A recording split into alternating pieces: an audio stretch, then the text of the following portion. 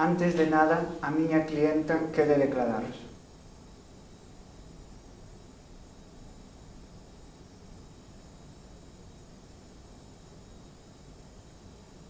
Señoría, agradezo a oportunidade de poder dirixirme á sala. Se mo permite, durante a primeira parte da miña declaración, gustaríame falar sobre o acusado. Proceda. Todo ocorreu na primeira semana de setembro. Os meus pais marcharan de viaxe e os meus irmáns pasaron todo ese tempo na casa dos meus avós. Decidín facer unha festa. Quería ter que facelo para encaixar mellor no entorno do instituto. Todos estábamos ebrios e eu decidín subir á miña habitación. Quedeime dormida ou desmalleime, non o lembro con claridade. Só necesitaba pechar os ollos uns minutos. Cando despertei, Felipe estábame quitando a roupa interior. Recordo como me resistía a súa forza.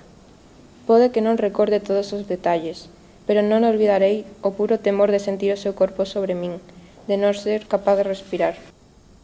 Cando abrín os ollos, atopábame soa no salón con el e, pola forma en que me mirou, había algo nos seus ollos que me produciu medo. Eu quería ir máis despazo, pero díxome que non fose puta e que se alegraba de ser o primeiro. Resistínme todo o que puiden, pero el tiña 20 anos e eu só tiña 15. El foi o meu profesor de catequesis. Cando salgamos do xuízo, Felipe poderá marchar. Eu terei sempre que mirar cara abaixo cada vez que o mire polos pasillos do instituto, e asumindo que todos os mozos son así.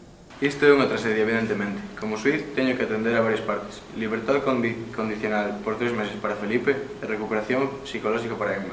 Queda sentenciado. Insulto. Golpeo. Violo. 25 de novembro, Día Internacional contra a Violencia de Xénero.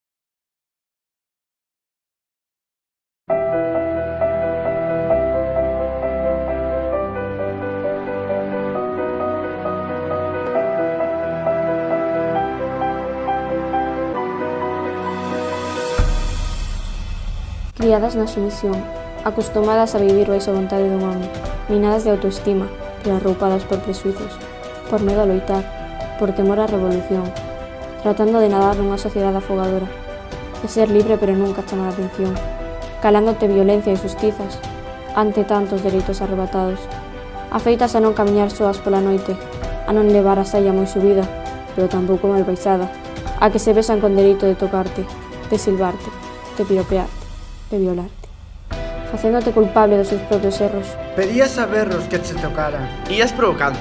E que levabas vestido? Non tens nada malo que che piropeen. Si o ten. Quero ser a única dona da miña vida. Quero ser a única que decida sobre min. Quero poder sentirme libre e quero comerme o mundo. Quero non volver a escoitar o nome dunha muller asesinada por un home. Quero que deixen de violarnos, física e psicolóxicamente. Quero que non volvamos a pasar medo, que nos vistamos como a queiramos e deixen de sulgarnos, de silbarnos e de piropearnos. Porque o acoso roeiro tamén é violencia de xénero. As violacións tamén son violencia de xénero. Que o teu mozo te manipule psicolóxicamente tamén é violencia de xénero. Ármate, muller. Armémonos. Por ti, por min e por todas as nosas irmás, as que xa non están e as que virán. É o momento. Xuntas e xuntos si podemos cambiarlo. 25 de novembro, Día Internacional contra a Violencia de Xénero.